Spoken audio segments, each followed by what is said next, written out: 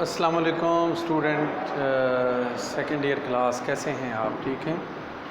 آج بیٹا ہمارا جو لیکچر نمبر 50 ہے، چیپٹر نمبر 2 چل رہا ہے، اور اس لیکچر کو شروع کرنے سے پہلے اس لیکچر کا جو آغاز ہے اللہ تعالیٰ کے ببرکت نام سے کرتے ہیں، بسم اللہ الرحمن الرحیم۔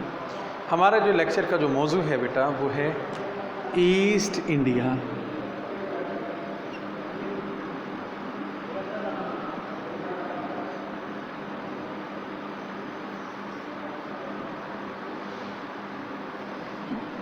ایسٹ انڈیا کمپنی کی تعلیمی پالیسی۔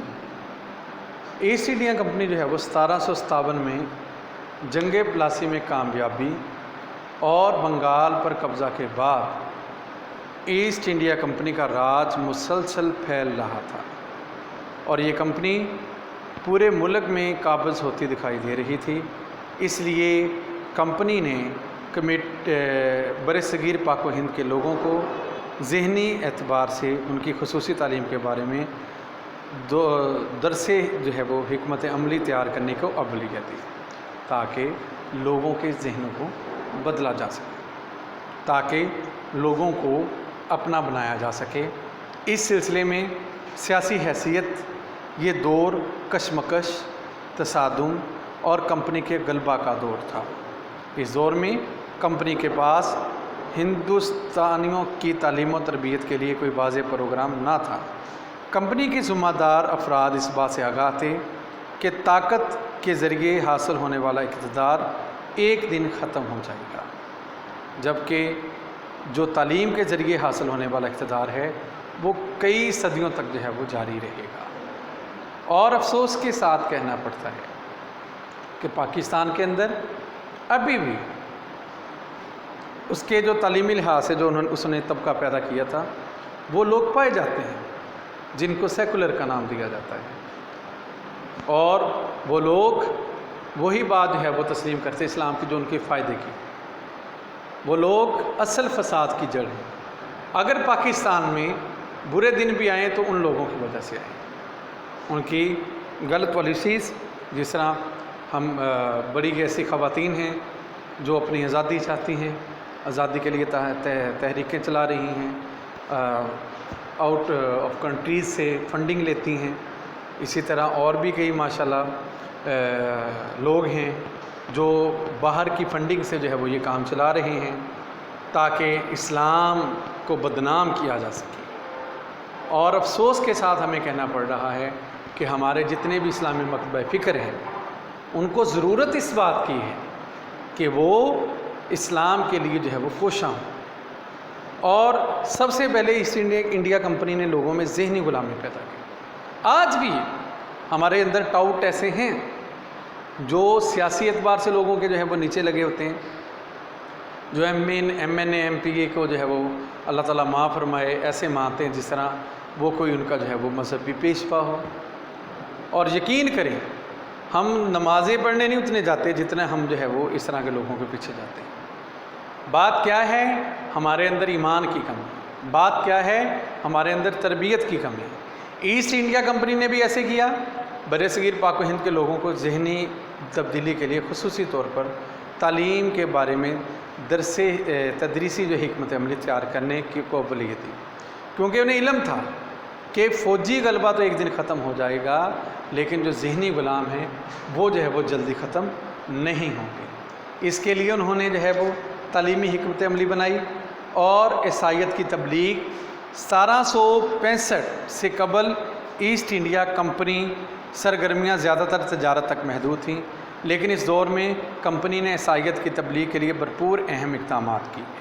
اس مقصد کے لیے انہوں نے مقامی لوگوں کو بھرتی کیا، اور عیسائیت کی منظم تبلیغ کے لیے انہیں کمپنی کے خرچ پر عیسائیت کی تعلیم دلائی گئی۔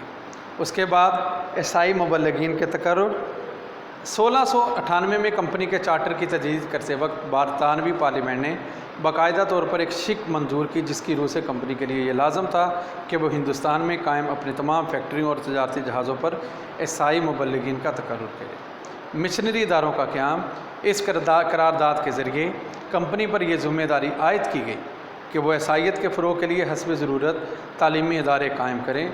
इस करारदाद के बायस काफ़ी तादाद में मिशनरी तालीमी इदारे कायम किए गए और बरसगीर में कंपनी के इक़्तिदार में ईसाई मिशनरियों की तालीम में सरगर्मियों से मुकामी लोगों में तशवीश की लहर दौड़ गई। मुसलमानों ने पूरी क़ुव्वत के साथ मिशनरी इदारों की सरगर्मियों के ख़िलाफ़ आवाज़ उठाई, जबकि हिंदुओं ने बिलअमूम ईसाई मिशनरी तालीमी इदारों का साथ दिया। मुसलमानों के एहतजाज का ये असर हुआ कि कंपनी को अपनी तालीमी पॉलिसी चेंज करना पड़ी और इस कंपनी की तालीमी पॉलिसी के असरात क्या थे? ईसाईयत का फ़रोग़ हुआ, जो कि एक जो है वो मुसलमानों के लिए स्याह तरीन दौर का जो है ज़रिया साबित हुआ। उसके बाद मशरक़ी उलूम, मगरबी तालीम के साथ साथ उन्होंने मशरक़ी उलूम पर भी ज़ोर दिया ताकि उनको आहिस्ता आहिस्ता जो है वो इस नशा में जो है वो मुब्तला किया जाए।